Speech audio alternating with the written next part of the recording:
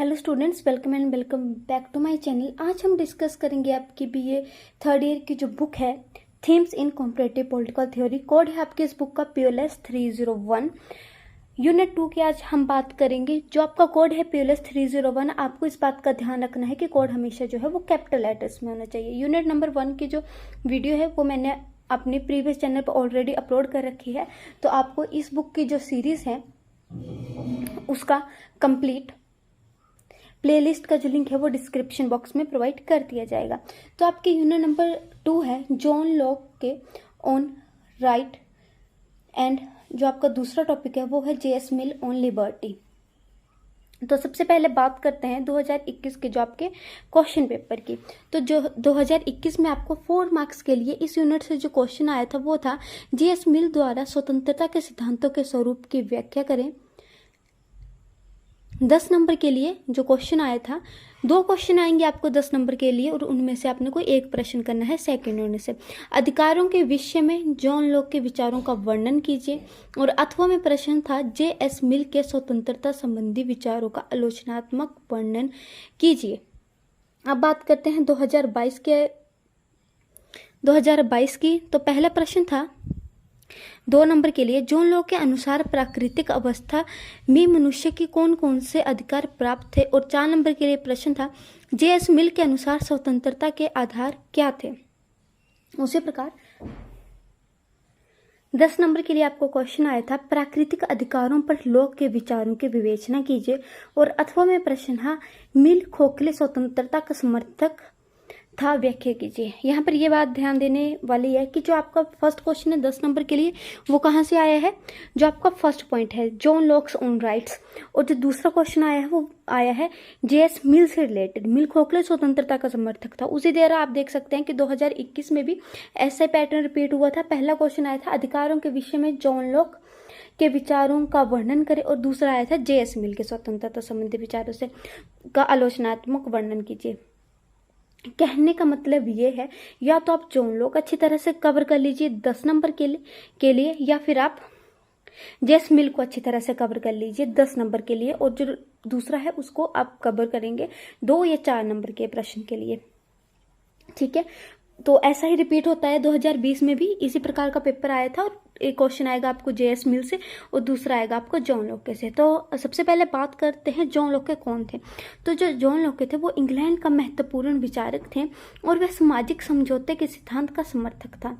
राजनीतिक समस्याओं का कारण इन्हें 1683 ईस्वी में फ्रांस छोड़ इंग्लैंड हॉलैंड जाना पड़ा। 1688 ईस्वी में जब इंग्लैंड में शानदार क्रांति आई तो लोग हॉलैंड छोड़कर इंग्लैंड आ गए और इन्होंने क्रांति का समर्थन किया। अब बात करते हैं रचना की। तो जॉन लॉक ने कौन सी रचनाएं की। तो जो रचना वाला प्रश्न है वो आपको आ सकता है 2 नंबर में, 4 नंबर में ये वाला क्वेश्चन आपको आ सकता है। 10 नंबर में ये वाला क्वेश्चन नहीं पूछा जाता है, पर जो आप उनकी रचनाएं हैं वो है सहिष्णुता पर 1 निबंध, शासन पर 2 निबंध, मानव समझौते संबंधी निबंध, सहिष्णुता पर 2 निबंध, सहिष्णुता पर 3 निबंध, सहिष्णुता पर 4 निबंध। अगर आपको प्रश्न आता है कि 2 नंबर के लिए जॉन लॉक की कोई 4 रचनाएं लिखें, तो आप लिख सकते हैं सहिष्णुता पर 2 निबंध, सहिष्णुता पर 3 निबंध, सहिष्णुता पर 4 निबंध और सहिष्णुता पर 1 निबंध। तो ये वाला क्वेश्चन आप इजीली कवर कर पाएंगे जॉन लॉक की। ये बात ध्यान रखनी है कि जॉन लॉक की है, JS मिल की नहीं। तो अब हम बात करते हैं मानवीय प्रकृति पर लॉक के विचार। ये वाला प्रश्न आ सकता है आपको 4 मार्क्स के लिए। तो लॉक के राजनीतिक विचार उसके मानव स्वभाव संबंधी दृष्टिकोण पर आधारित हैं। लॉक ने मानव स्वभाव के अच्छे गुणों का वर्णन किया। होब्स के अनुसार मनुष्य स्वभाव से स्वार्थी, झगड़ालू तथा असामाजिक प्रणाली है, जबकि जॉन लॉक के अनुसार मनुष्य स्वभाव से शांति में है। उसमें प्रेम और सहयोग की भावना पाई जाती है। लॉक के अनुसार मनुष्य स्वभाव से स्वार्थी नहीं और वह शांति में रहना चाहता है। तो ये है मानवीय प्रकृति पर लॉक के विचार। अब बात करते हैं लॉक के अनुसार प्राकृतिक अवस्था में मनुष्य के विचार। यह प्राकृतिक अधिकारों संबंधी लॉक के विचार।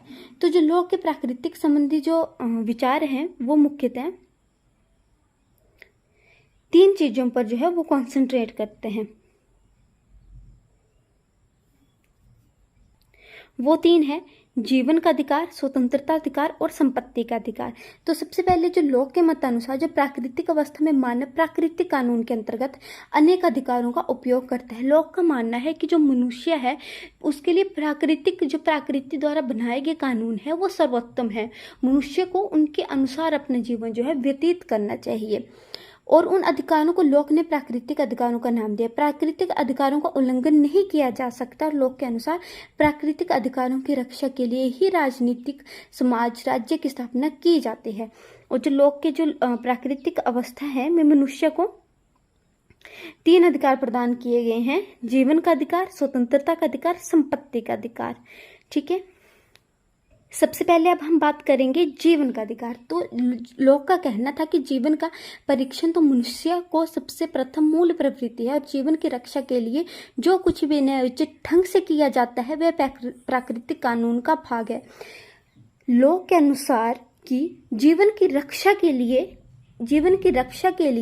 जो कुछ भी न्यायोचित ढंग से किया जाता है वह प्राकृतिक कानून का भाग है। होब्स की तरह लोक भी मानता है कि सभी को अपने जीवन की रक्षा करने का अधिकार प्राप्त है, कि जीवन की रक्षा के लिए अगर कोई व्यक्ति किसी भी प्रकार का कोई कार्य करता है तो उसको किसी प्रकार का भी दंड नहीं होगा। डायरेक्ट मीनिंग ये आता है इस बात का। फिर आता है स्वतंत्रता का अधिकार।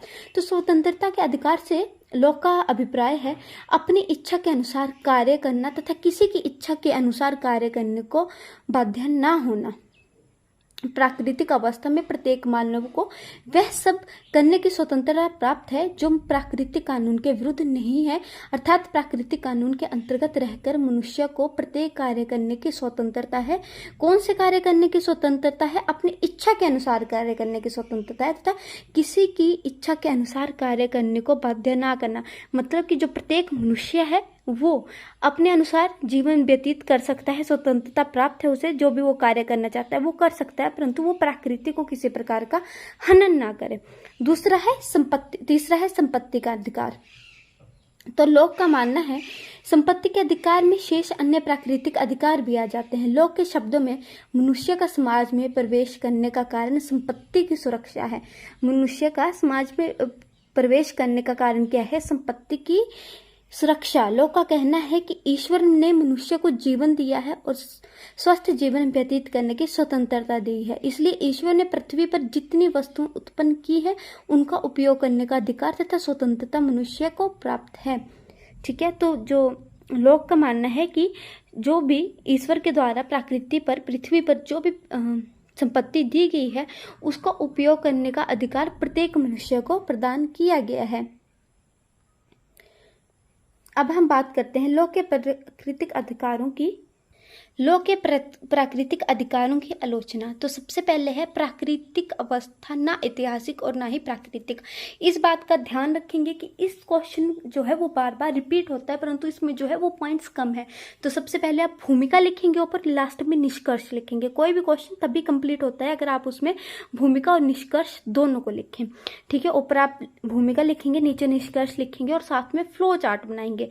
अगर आपको ये प्रश्न आता है, और ये वाला प्रश्न मोस्टली रिपीट होता ही है, कि जॉन के प्राकृतिक अधिकारों की आलोचना कीजिए, तो सबसे पहले आप लिखेंगे ऊपर प्राकृतिक अधिकार क्या होते हैं, हेडिंग डालेंगे प्राकृतिक अधिकार, फिर लिखेंगे प्राकृतिक लोक के अनुसार प्राकृतिक अवस्था में मनुष्यों को कौन से अधिकार प्राप्त थे। 2 या 3 पॉइंट दिए गए हैं, उनको थोड़ा थोड़ा करके 1-2 लाइन में आपने एक्सप्लेन करना है और आपका जो कॉन्सेंट्रेट करेंगे आप उसके आलोचना पर करेंगे। तो फिर आप हेडिंग देंगे आलोचना, उसके बाद आप फ्लो चार्ट बनाएंगे, फ्लो चार्ट के बाद आप उसके आलोचना का वर्णन करेंगे। 4 आलोचनाएं हैं, चारों की चारों आपने याद रखनी है। 10 नंबर के लिए ये वाला प्रश्न जो है वो काफ़ी ईजी बन जाता है और ये वाला क्वेश्चन मोस्टली पेपर में आता है। प्राकृतिक अवस्था ना ऐतिहासिक है और ना ही प्राकृतिक। तो लोक के आलोचकों का मानना है, जोन्स ने लोक की आलोचना करते हुए कहा है कि लोक की प्राकृतिक अवस्था ना तो ऐतिहासिक है ना ही प्राकृतिक। वास्तव में लोक की अवस्था प्राकृतिक अवस्था में मनुष्य की वही स्थिति है जो संगठित समाज में मनुष्य की होती है, जहाँ पर कोई न्याय कोई कानून नहीं होता है। ठीक है, तो डायरेक्ट मीनिंग है जोन्स के बोलने की कि जो उसके द्वारा दी गई जो अवस्था है वो ना तो प्राकृतिक है ना ऐतिहासिक, वो उसी प्रकार की व्यवस्था है जैसे एक समाज में रहने वाले लोगों की होती है, बिना किसी कानून के, बिना किसी दंड विधान के। दूसरी है राज्य के अभाव में अधिकार अर्थहीन। लोक के अनुसार प्राकृतिक अवस्था में मनुष्य को प्राकृतिक अधिकार प्राप्त थे, परंतु अधिकार राज्य के अंदर ही प्राप्त थे। राज्य के बाहर अधिकार ना होकर शक्तियां प्राप्त होती हैं। राज्य ही अधिकारों की जननी है। अधिकारों के साथ कर्तव्य भी जुड़े हुए होते हैं। तीसरा है संपत्ति का अर्थ स्पष्ट नहीं। विरोधियों का मानना है कि लोक ने संपत्ति शब्द का प्रयोग विभिन्न स्थानों पर विभिन्न अर्थों में किया है। उसने कई बार संपत्ति शब्द का प्रयोग आधुनिक अर्थ में किया और कई बार उसने संपत्ति का आशय जीवन, स्वतंत्रता और संपदा से लिया। चौथा है विरोधाभास। लोक ने एक तरफ संपत्ति के अधिकार को इतना अधिक महत्व दिया है कि वह संपत्ति के अधिकार को पूर्णतः उल्लंघ्य मानता है, परंतु दूसरी तरफ उसके अनुसार सार्वजनिक हित में राज्य संपत्ति को नियमित कर सकता है। इसी तरह उसने अन्य प्राकृतिक अधिकारों की प्राकृतिक नियमों से सीमित किया है। तो जो लोक हैं उनका विरोधाभास यहाँ पर प्रस्तुत होता है कि कहीं जो लोग हैं उनके द्वारा जो है वो संपत्ति के अधिकार को पूर्णतः उल्लंघ्य मानता है कि संपत्ति का अधिकार जो है वो नहीं होना चाहिए, और दूसरी तरफ वो मानते हैं कि सार्वजनिक हित में राज्य संपत्ति को नियमित कर सकता है। अब हम बात करते हैं, ये हो गया आपका लॉक से संबंधित जो टॉपिक था, जॉन लॉक के ऑन राइट। ठीक है, ये वाला आपका टॉपिक क्लियर हो जाता है। अब हम बात करेंगे जेएस मिल ऑन लिबर्टी। आपको अगर इस टॉपिक से रिलेटेड कोई भी क्वेरी है तो प्लीज़ कमेंट सेक्शन में मेरे को ज़रूर बताइएगा, मैं उसको सॉल्व करने की पूरी कोशिश करूँगी। तब हम बात करते हैं जेएस मिल ऑन लिबर्टी। सबसे पहले देख लेते हैं कौन से प्रश्न आए थे। तो पहला प्रश्न आया था जेएस मिल के स्वतंत्रता संबंधी विचारों के आलोचनात्मक वर्णन कीजिए। और दूसरा आया था 2022 में 10 नंबर के लिए, मिल के खोखला संबंधी स्वतंत्रता का समर्थक था, व्याख्या कीजिए। तो सबसे पहले देख लेते हैं कि जेएस मिल कौन थे। तो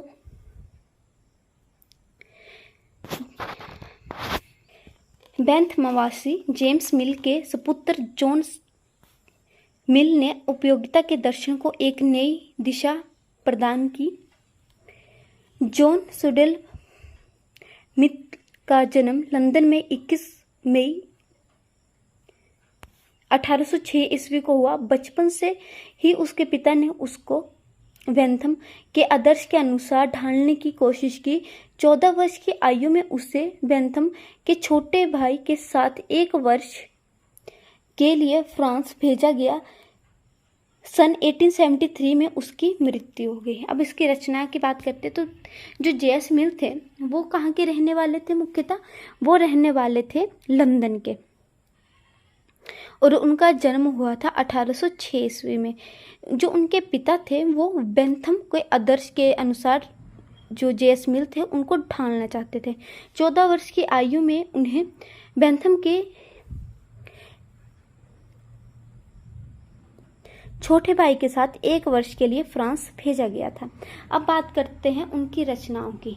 2 नंबर के लिए भी आ सकता है, 4 नंबर के लिए सिर्फ रचना ही आ सकती है, उनकी एक्सप्लेनेशन नहीं आएगी 4 नंबर में। तो पहली है the system of logic 1841, some unsettled question in political economy 1844, the principles of political economy 1848, On the improvement is the administration of India 1858, subjection of women 1869, the autobiography 1873, the essay on religion 1874, letters 1910। तो ये थी किसकी रचनाएं, JS मिल की रचना है। अब हम बात करते हैं मिल द्वारा दिया गया स्वतंत्रता का स्वरूप। तो वो 3 भागों में बांटा गया था, विचारों की स्वतंत्रता, अभिव्यक्ति की स्वतंत्रता, आचरण या कार्य की स्वतंत्रता। मिल ने जिस स्वतंत्रता का समर्थन किया है वह एक व्यापक स्वतंत्रता है। यह व्यक्ति को अपने व्यक्तित्व को विकसित करने, प्रसारित करने तथा उच्च बनाने की स्वतंत्रता है। मिल का अटल विश्वास था कि जो 3 स्वतंत्रता है, विचार की स्वतंत्रता, अभिव्यक्ति की स्वतंत्रता, आचरण या कार्य की स्वतंत्रता, इन स्वतंत्रताओं के बिना व्यक्तित्व का विकास नहीं हो सकता और ना ही रचनात्मक विचार पैदा हो सकते हैं। ठीक है, तो मिल द्वारा जो अगर आपको 2 नंबर के लिए प्रश्न आता है तो आप इसका फ्लो चार्ट बनाएंगे। विचारों की स्वतंत्रता, अभिव्यक्ति की स्वतंत्रता और आचरण की स्वतंत्रता। पहले आप लिखेंगे कि मिल की स्वतंत्रता का स्वरूप क्या था, तो इसमें आप लिखेंगे कि मिल का मानना था कि किसी भी व्यक्ति का सर्वोत्तम विकास या रचनात्मक विचार तब तक पैदा नहीं हो सकते जब तक उसको 3 स्वतंत्रताएं प्राप्त ना की जाए। विचारों की स्वतंत्रता, अभिव्यक्ति की स्वतंत्रता और आचरण या कार्य की स्वतंत्रता। 4 नंबर के लिए आपको अगर यही सेम प्रश्न आ जाता है तो सबसे पहले आप लिखेंगे विचारों की स्वतंत्रता पॉइंट, और नीचे लिखेंगे कि मिल के अनुसार प्रत्येक व्यक्ति को अपने विचारों को प्रकट करने की स्वतंत्रता होनी चाहिए, जो भी उसके विचार हैं उनको वो व्यक्त कर सके। फिर आप लिखेंगे अभिव्यक्ति की स्वतंत्रता, खुद को किसी व्यक्ति, किसी समाज के सामने अभिव्यक्त करने की स्वतंत्रता प्रत्येक व्यक्ति को होनी चाहिए मिल के अनुसार। आचरण या कार्य की स्वतंत्रता, कोई भी व्यक्ति किसी भी तरह का आचरण या कार्य कर सकता है, उसे पर किसी भी प्रकार का कोई प्रतिबंध नहीं होना चाहिए। ये 3 क्या है, ये 3 जो है वो मिल की स्वतंत्रता के आधार है। इनके आधार पर ही जो मिल की स्वतंत्रता है उसको हम व्याख्या प्रदान कर सकते हैं। फिर हम बात करते हैं कि मिल की स्वतंत्रता के आधार। तो अब हम बात करते हैं मिल के स्वतंत्रता के आधार। तो मिल के स्वतंत्रता के कितने आधार हैं? 4 आधार हैं। व्यक्ति अपने शरीर व मन का स्वामी है। दूसरा है मनुष्य के कार्यकलाप का सब संबंधी और पर संबंधी में विभाजन। तीसरा है मिल की स्वतंत्रता नकारात्मक। और चौथा है समाज की व्यक्ति प्रधान या आणविक धारणा। तो जो सबसे पहला विचार है वह है व्यक्ति अपने शरीर व मन का स्वामी है।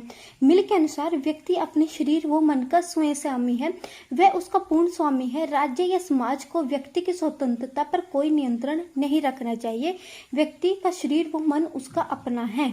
दूसरा आता है मनुष्य के कार्यकलाप का सब संबंधी और पर संबंधी में विभाजन। मिल का मानना है कि समाज को व्यक्ति के उन कामों में हस्तक्षेप करने का अधिकार नहीं है जिनका संबंध केवल उन्हीं से है, उसी व्यक्ति से है और जो किसी दूसरे को प्रभावित नहीं करते हैं। तीसरा है मिल की स्वतंत्रता नकारात्मक। मिल की स्वतंत्रता नकारात्मक है। नियंत्रण का अभाव ही स्वतंत्रता है।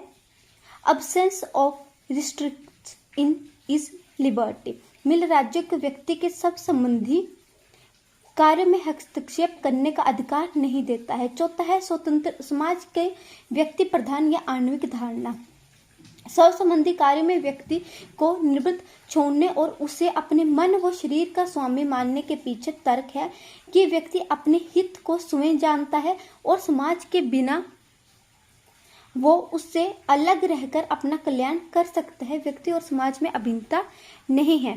तो जो मिल की स्वतंत्रता के आधार है वो मुख्यतः इसी बात पर जो है वो कंसंट्रेट करते हैं कि व्यक्ति अपने मन का स्वयं स्वामी है। व्यक्ति जो करना चाहे वो कर सकता है। समाज का उससे कोई भी किसी भी प्रकार का जो है वो विरोध नहीं कर सकता है। समाज उन कार्यों में जो केवल उसी व्यक्ति से जुड़े हुए हैं। अब मिल के स्वतंत्रता संबंधी विचारों की आलोचना में सबसे पहले है व्यक्ति मन और शरीर का स्वामी नहीं। दूसरी है उच्च नियंत्रण स्वतंत्रता के पोषक। तीसरा है मानव कार्य विभाजन संबंध नहीं। चौथा है समाज आणविक नहीं हो सकता। पांचवा है स्वतंत्रता नकारात्मक नहीं। छठवां है स्वतंत्रता और उत्तरदायित्व के संबंध में मौन से बाइन। नेक्स्ट है सरकार को प्रतिबंध लगाने के व्यापक अधिकार। नेक्स्ट है पिछड़े देशों की स्वतंत्रता क्यों नहीं। और लास्ट है मिल की स्वतंत्रता को परिभाषा संगतपूर्ण नहीं है। उससे अगला है खोखले स्वतंत्रता का पैगंबर। इसको जो है वो 4 पक्षों में जो है वो विभाजित किया गया है। अगर आपको प्रश्न आता है 2022 में जिस प्रकार प्रश्न पूछा गया था कि मिल खोखले स्वतंत्रता का समर्थक था, तो इसमें सबसे पहले आप लिखेंगे कि वारकर सिद्धांत की आलोचना करते हुए कहा है कि मिल एक खोखले स्वतंत्रता तथा एक भावात्मक व्यक्तित्व का पैगंबर था। उसने इस पक्ष को वर्णित करने के लिए इसको 4 भागों में बांटा है। सबसे पहला प्रथम में वो बताता है कि बार्कर का कहना है कि मिल की स्वतंत्रता की धारणा खोखली है क्योंकि उसने अधिकारों के बिना स्वतंत्रता का सिद्धांत प्रस्तुत किया है। अधिकारों के सिद्धांत के अभाव के कारण स्वतंत्रता के सकारात्मक अंश का अभाव है। द्वितीय है, मिल के व्यक्ति का अमूर्त अब्स्ट्रैक्ट विचार किया है। बार्कर का कहना है कि व्यक्ति का विचार समाज के संबंध में किया जाना चाहिए। तीसरा है, बार्कर के अनुसार मिल के ने व्यक्ति और राज्य के संबंधों का स्पष्ट वर्णन नहीं किया है। और चौथा है, बार्कर ने मिल की स्वतंत्रता को खोखला इसलिए भी बताया है क्योंकि उसके लिए स्वतंत्रता का अर्थ नियंत्रणों का ना होना है। प्रश्न इस प्रकार भी आ सकता है कि मिल के स्वतंत्रता संबंधी विचारों का आलोचनात्मक वर्णन कीजिए। तो सबसे पहला पॉइंट है कि व्यक्ति मन और शरीर का स्वामी नहीं है। तो मिल के जो विरोधक है उनका मानना है कि व्यक्ति मन और शरीर का स्वामी नहीं है। दूसरा है, उचित नियंत्रण स्वतंत्रता के पोषक। तीसरा है, मानव कार्य विभाजन संबंध नहीं। और चौथा है, समाज आणविक नहीं हो सकता। इनको आपने फ्लो चार्ट बनाकर जो है वो एक्सप्लेन करने की कोशिश करनी है। ठीक है, तो ये थी आपके बीए थर्ड ईयर की जो बुक है थीम्स इन कॉम्परेटिव पॉलिटिकल थ्योरी, जिसका कोड है PLS 301, उसकी यूनिट नंबर 2 जॉन लोके ऑन राइट्स और JS मिल ऑन लिबर्टी। अगर आपके लिए मैं एक सुझाव दूं तो दूसरा जो आपका पहला जो आपका टॉपिक है जॉन लोके ऑन राइट्स, इसको कंप्लीट करके याद कीजिएगा ताकि JS मिल और लिबर्टी से आप 2 और 4 नंबर का ही प्रश्न याद करें। जॉन लोके से प्रश्न पक्का ही आता है 10 नंबर के लिए। अगर आपके लिए ये वीडियो थोड़ी भी हेल्पफुल रहती है तो चैनल को लाइक कीजिएगा, मेरी वीडियो को लाइक कीजिएगा, चैनल को सब्सक्राइब कीजिएगा और अपने फ्रेंड के साथ शेयर करना ना भूलें। Thank you for watching. और आपकी इस बुक से रिलेटेड कोई भी क्वेरी है तो प्लीज़ कमेंट सेक्शन में मेरे को ज़रूर बताइएगा। Thank you for watching.